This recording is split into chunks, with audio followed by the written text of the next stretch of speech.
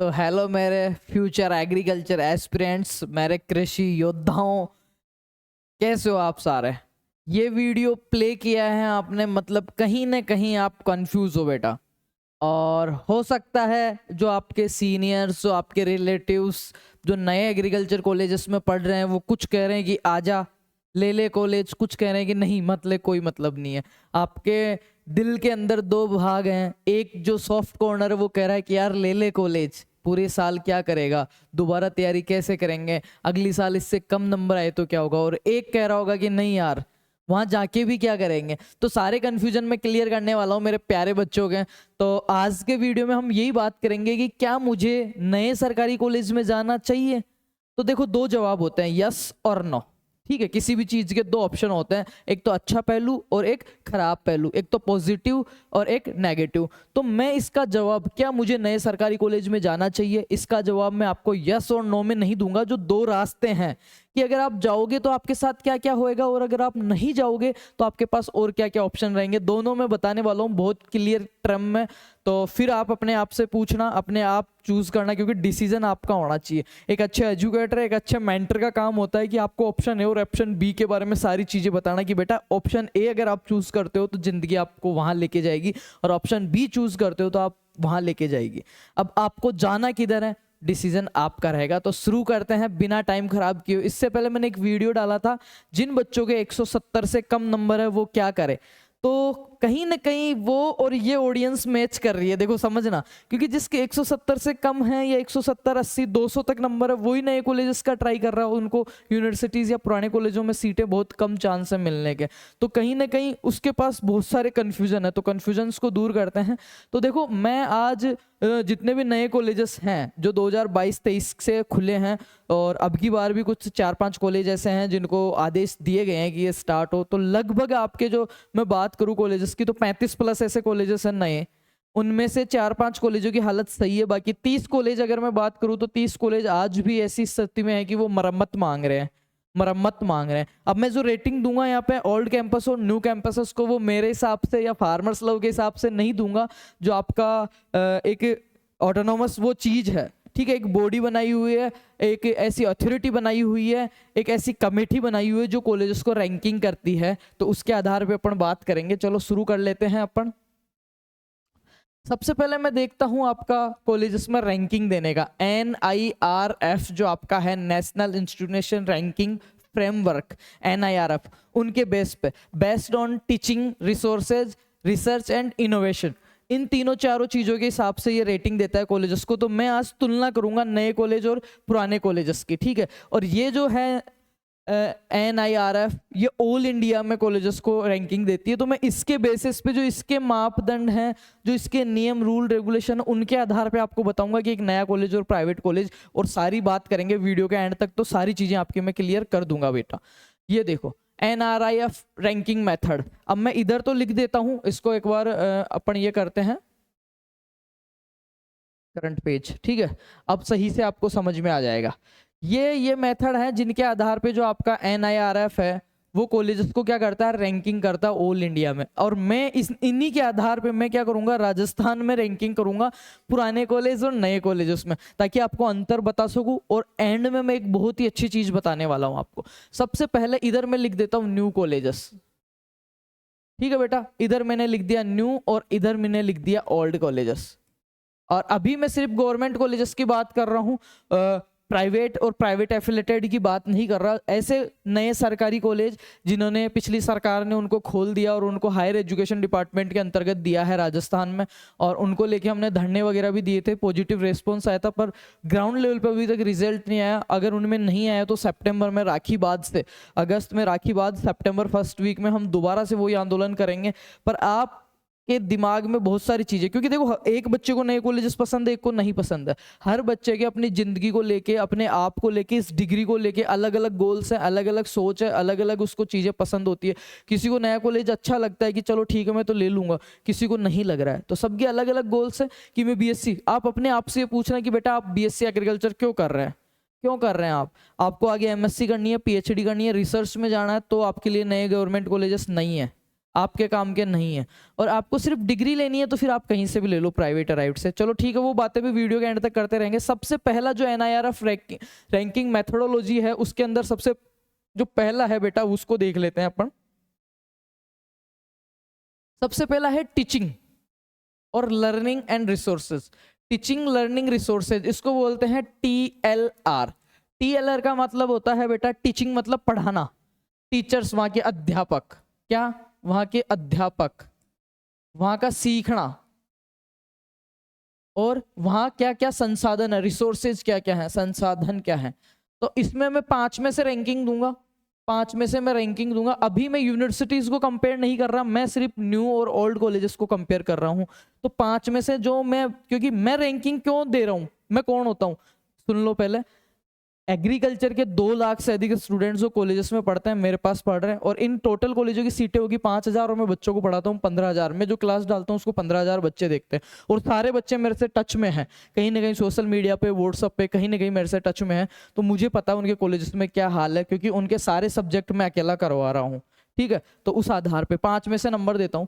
तो देखो टीचिंग के मामले में अगर नए कॉलेजेस की बात करोगे, 60 उनमें सीटें हैं, नए कॉलेजेस की बात करोगे तो टीचिंग में मैं 5 में से नंबर दूंगा उनको 0।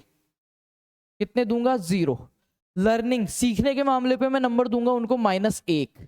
-1 क्यों बेटा? कॉलेज में आप सीखने जाते हो, कॉलेज में आपने एडमिशन करा दिया, घर वालों को, पड़ोस वालों को बोल दिया सरकारी कॉलेज मिल गई, घर थोड़ी रहोगे, बाहर ही रहोगे, कमरे पे, बाहर कमरे पे रहोगे। वहां पे सारे आप जैसे मंत्री आएंगे जिनके सबके 170 से कम नंबर है। और 170 से नंबर कम क्यों है ये भी मैं बाद में बताऊंगा, क्योंकि उन्होंने पढ़ाई नहीं की जेट के लिए, या 11वीं 12वीं में, या कोचिंग में, या कोर्स में, इसलिए कम नंबर है। तो पहले से उनके पास नंबर कम है, मतलब उनका लेवल पहले से 0 है।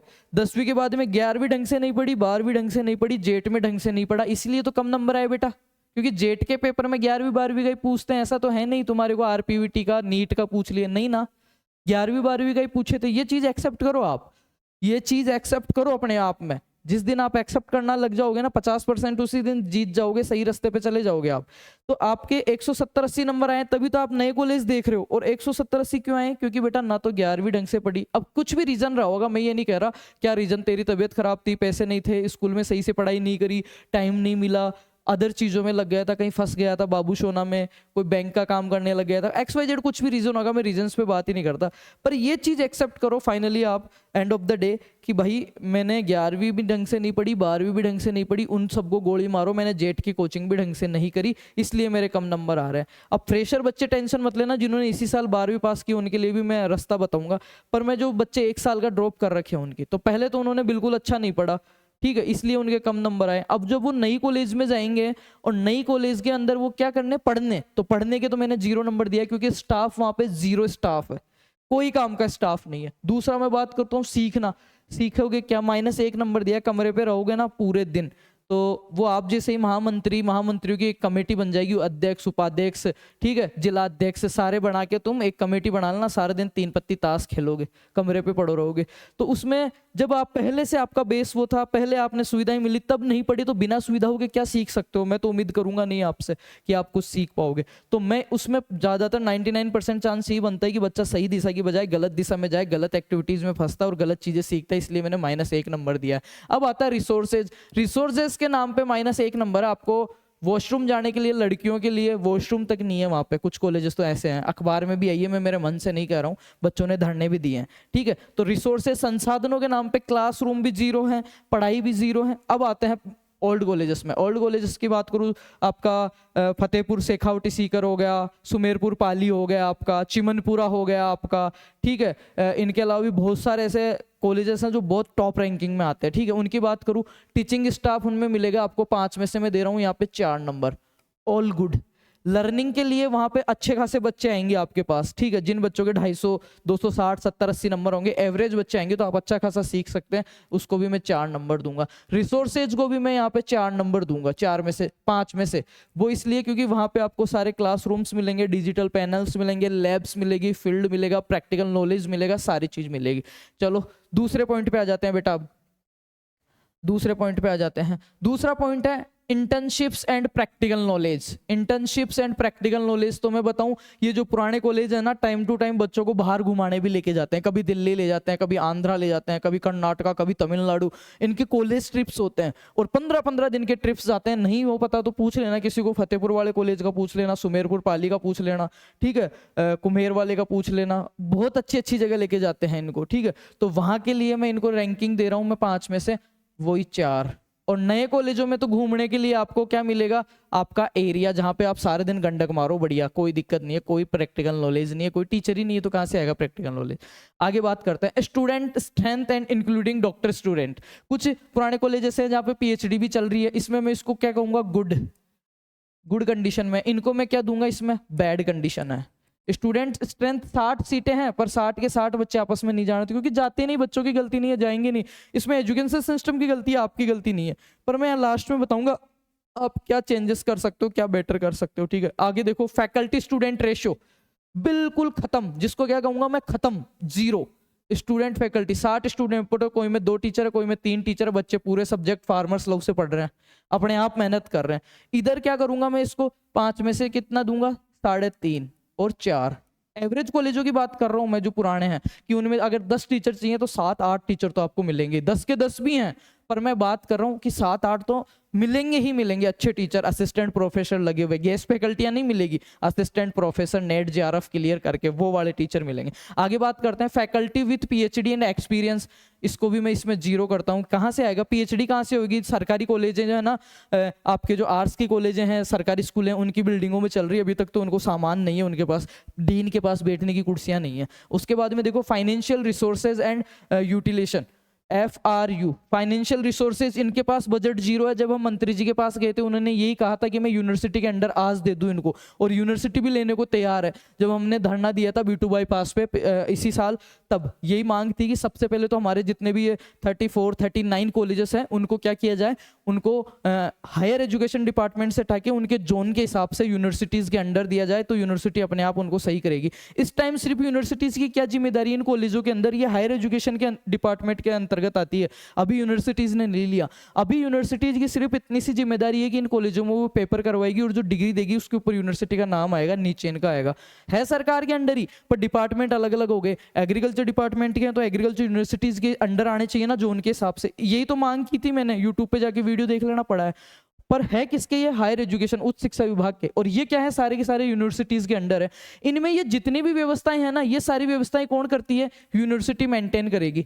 और इनमें कौन करेगा, हायर एजुकेशन डिपार्टमेंट। उस डिपार्टमेंट को पता ही नहीं है कि एग्रीकल्चर के लिए क्या क्या चाहिए, BSc एग्रीकल्चर कैसी डिग्री है, ठीक है। अब आगे बात करते हैं अपन। ऑनलाइन एजुकेशन 0, ऑफलाइन में ही 0 है, तो ऑनलाइन में तो 0 रहेंगे। मल्टीपल एंट्री एग्जिट सिस्टम, यहाँ पे कितना मिलेगा, 5 में से 5, क्योंकि 2 ही कमरे हैं, जहां पे इच्छा हो उधर से घुस जाओ, जहां से इच्छा हो वहां से निकल जाओ। कॉलेज जाना है तो जाओ, नहीं जाना है तो मत जाओ, कोई इशू नहीं आएगा। पर इधर क्या है, यूनिवर्सिटी अगर मैनेज कर रही है तो 75% अटेंडेंस चाहिए, आपको जाना ही पड़ेगा, छुट्टी नहीं कर सकते। प्रैक्टिकल्स में जाना पड़ेगा, आपको थ्योरीज में जाना पड़ेगा, सारी क्लास अटेंड करनी पड़ेगी, सारी चीजें, ठीक है। तो ये तो हो गया नॉलेज सिस्टम एंड रीजनल, इनमें 0 है, नए वाले में इनमें। क्योंकि इनमें ये चीजें क्यों हैं, क्योंकि यूनिवर्सिटीज जोन के हिसाब से, उनके क्षेत्र के हिसाब से यूनिवर्सिटीज उनको ले रही है। तो ये तो मैंने बता दिया आपको फर्क, कि क्या है सरकारी नए और पुराने कॉलेजों में फर्क। अब मैं बात करता हूँ आपको थोड़ी सी समझाने की बेटा, ठीक है। अब मैं बात कर लेता हूं थोड़ी सी आपको समझाने की। मेरे को पता बहुत समझदार है, समझेंगे बहुत अच्छे से।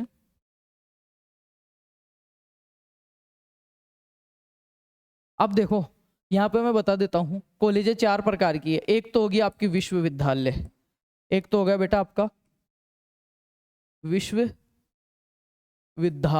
जिसको आप बोलते हो यूनिवर्सिटी। उसके बाद में इसके नीचे आता है एक संगठक कॉलेज, कॉन्स्टिट्यूंट संगठक कॉलेज, ठीक है। इसके बाद में आता है एक कॉलेज, और इसके बाद में आता है एक प्राइवेट एफिलेटेड,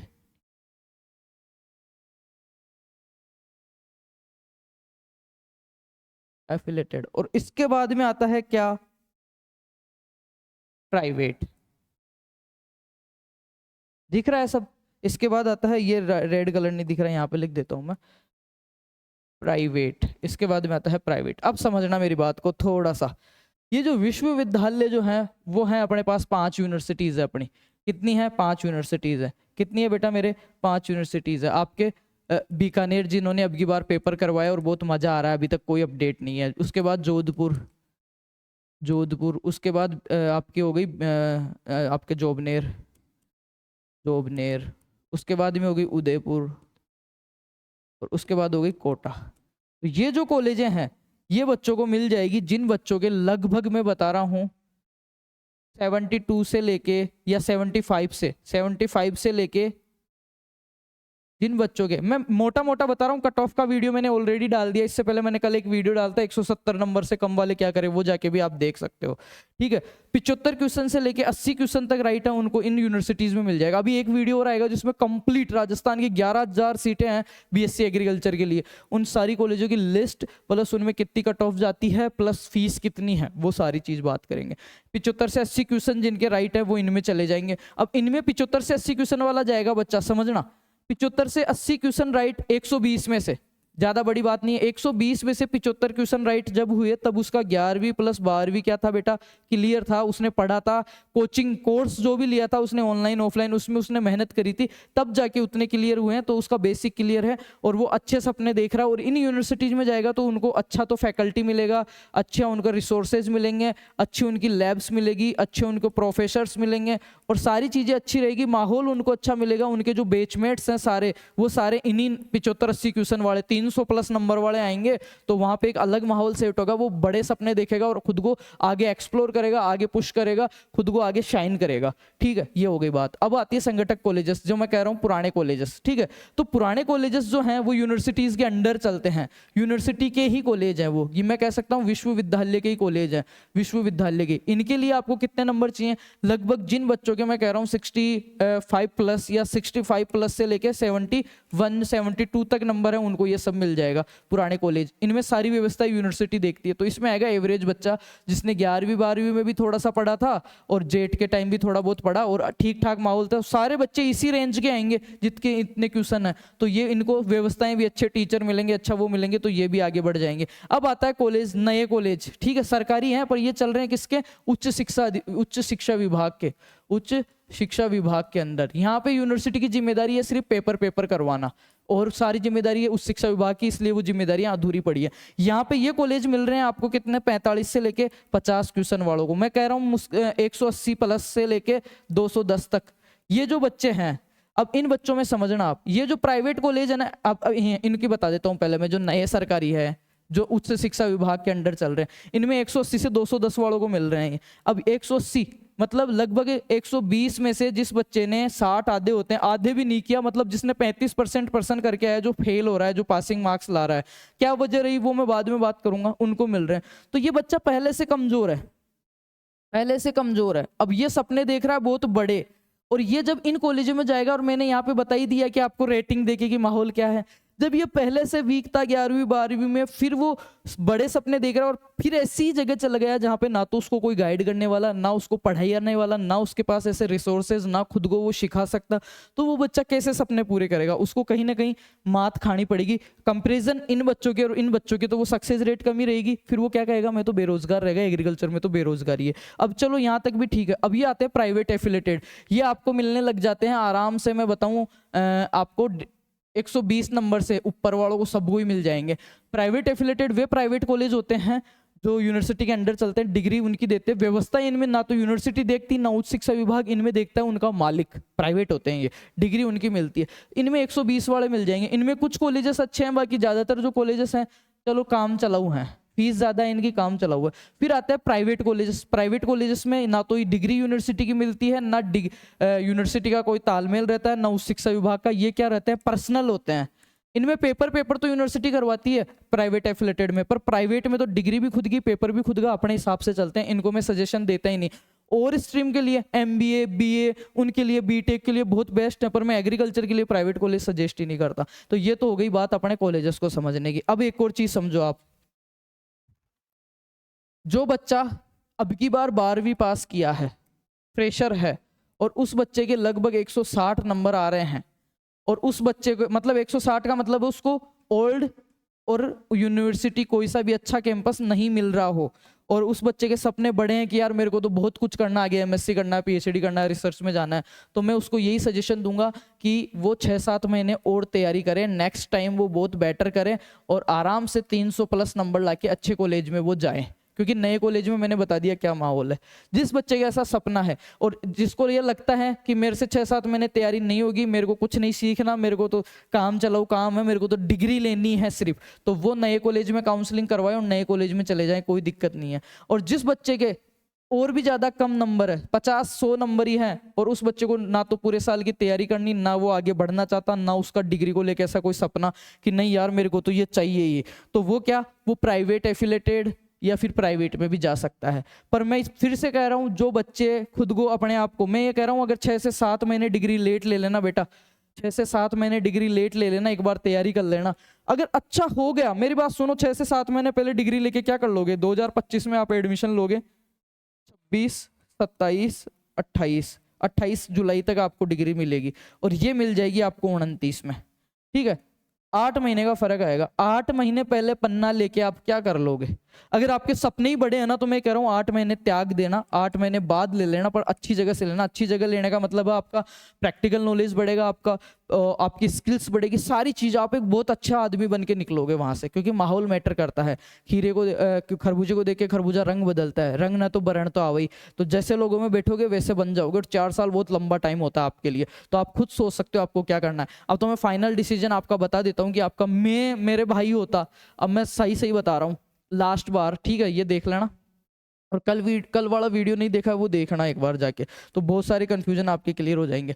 एक बच्चा है जिसने अभी की बार 12वीं पास की है 2025 में, ठीक है, उसकी क्या परसेंटेज रही मेरे को नहीं पता, पर उसके जेट 2025 में बेटा उसका स्कोर हो रहा है अंडर 160 से लेके 170, 160 से 170 के बीच में उसका स्कोर हो रहा है। 12वीं इसी साल पास की, और अगर उसके सपने बड़े हैं, उसको लाइफ में कुछ अच्छा करना है, एमएससी करनी है, आगे जाना है, बहुत कुछ सीखना है, खुद को एक्सप्लोर करना है, यूनिवर्सिटी के एनएसएस, एनसीसी और जो गेम्स होते हैं उनमें भाग लेना है, उनको ट्रिप्स में जाना है, जो वो होती है कॉन्फ्रेंसेज होती है उनमें जाना है, सर्टिफिकेट लेना है, ट्रेनिंग प्रोग्रामों से जुड़ना है, एक्सपीरियंस लेना है, तो वो कहीं पे भी कॉलेज नहीं ले। अब दूसरा बच्चा आता है जो 12वीं इसी साल पास की है और उसके नंबर यही हैं 160 तक के, पर उसको कुछ मतलब नहीं है, उसको सिर्फ घर वालों से परेशान है, डिग्री लेनी है सिर्फ, उसको ये लगता है मैं डिग्री लेके सब कुछ कर लूंगा, तो वो नए कॉलेज में भी जा सकता है, प्राइवेट एफिलेटेड में भी जा सकता है और प्राइवेट में भी जा सकता है। अब बात करता हूँ ऐसा बच्चा जिसने 12वीं 2024 में पास करी थी, जिसने 2024 में पास करी थी, कुछ कारणवश नंबर आ रहे हैं 160 से 180 तक, तो वो क्या करना, फर्स्ट चॉइस पे सारे नए कॉलेज लगा देना, क्योंकि प्राइवेट से तो बहुत अच्छा है। प्राइवेटों में फीस है 35,000 रुपये पर सेमेस्टर, और नए कॉलेजों में सीट फीस है 5,000 रुपये पर सेमेस्टर सरकारी कॉलेजों में, ठीक है। तो सरकारी का सरकारी रहेगा, पढ़ाई भी नहीं करनी पड़ेगी, मजे हो जाएंगे उस बच्चे के, ठीक है, जिसने 2024 में पास करी है। और एक बच्चा है जिसने 12वीं 2023 में पास करी थी, 2 साल का गैप हो गया और उसके वही नंबर आ रहे हैं 160 180, कुछ भी वजह रही हो, तो बेटा तुम दोबारा से फिर माथाफोड़ी मत करना, जो तुम्हारे को तुम्हारे घर के पास रहे, घर वाले इजाजत दे, तुम्हारा फाइनेंशियल कंडीशन हो उस हिसाब से, या तो न्यू कॉलेज भर देना या प्राइवेट एफिलेटेड भर देना। सबसे बेस्ट रहेगा प्राइवेट एफिलेटेड या फिर कोई प्राइवेट में चले जाना, वो तुम्हारी इच्छा पे है। पर जिसने सही में सपने बड़े देख रखे और कुछ अच्छा करने की सोच रखी हो ना, तो वो नए कॉलेजेस को और प्राइवेट कॉलेजेस को अवॉइड करना, चाहे से पढ़ाई में 7-8 महीने दे देना, पढ़ाई में कभी भी टाइम खराब नहीं होता है।